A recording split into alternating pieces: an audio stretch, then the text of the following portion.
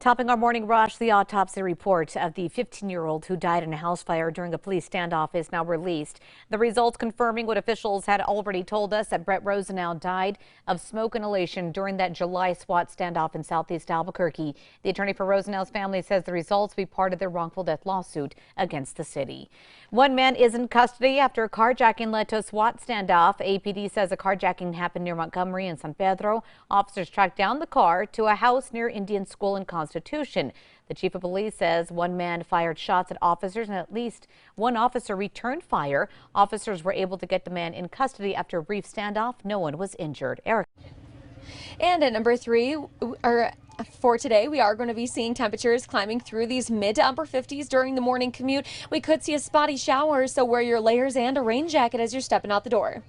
The family of cinematographer Helena Hutchins says they are no longer blaming actor Alec Baldwin or crew members for her death. Hutchins was killed on the Santa Fe film set of Rust last year when Alec Baldwin discharged the prop gun that fired a live round. The Santa Fe County DA says they're still considering pressing charges against as many as 4 people, including Baldwin.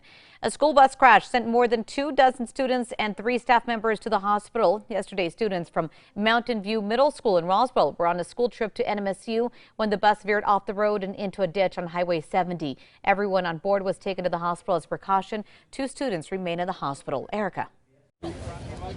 You're hot. And here's a look at our threat index. We are going to see a high threat today for scattered showers and storms across the state, burn scar flooding in the southern high terrain, and a chance for some river flooding across the east side of the state. Putting their political differences aside, President Joe Biden and Florida Governor Ron DeSantis vowing to help Florida in the aftermath of Hurricane Ian. Here's a look at the devastation. Across Florida, many residents still lack access to clean running water. More than 200,000 utility customers remain without power this morning.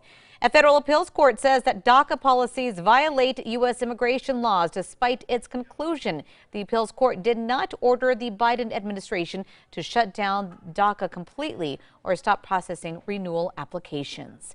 All right, let's take a look at your morning drive. The green map here looks really nice. Around Balloon Fiesta Park, though, be aware traffic is building in volume there. Our KRQE News Tracker now heading east on I-40. Not too bad either here, and the roads are drying out as well. That's a good sign. All right, a high school football team in Oklahoma avoiding forfeiting a game after 2 senior girls suited up to play.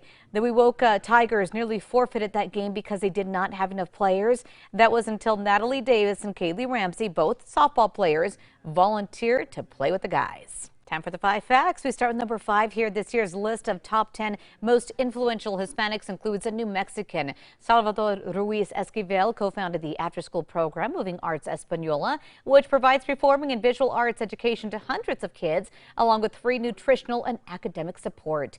Number 4, the state is putting up funding for local communities to install baby boxes, which are meant to be a safe place to surrender an unwanted baby anonymously. Some New Mexico communities have already installed or approved baby boxes. Erica. And at number 3, we will see more scattered storms across the state today, most of those in southern and eastern New Mexico, with a chance for isolated rain in the metro. Number 2, the family of cinematographer Helena Hutchins says they are no longer blaming actor Alec Baldwin or crew members for her death after a settlement's been reached. Hutchins was killed on the Santa Fe film set of Rust last year when Baldwin's prop gun discharged a live round. Soon after Hutchins' death, her family filed that lawsuit against Baldwin and the film's producers. Finally, number 1 for you, the autopsy report of the 15-year-old who died in a house fire during a police standoff confirms that Brett Rosenau died of smoke inhalation during that July SWAT standoff. The attorney for Rosenau's family says the results prove his death could have been avoided. They say they'll use the results as part of their wrongful death lawsuit.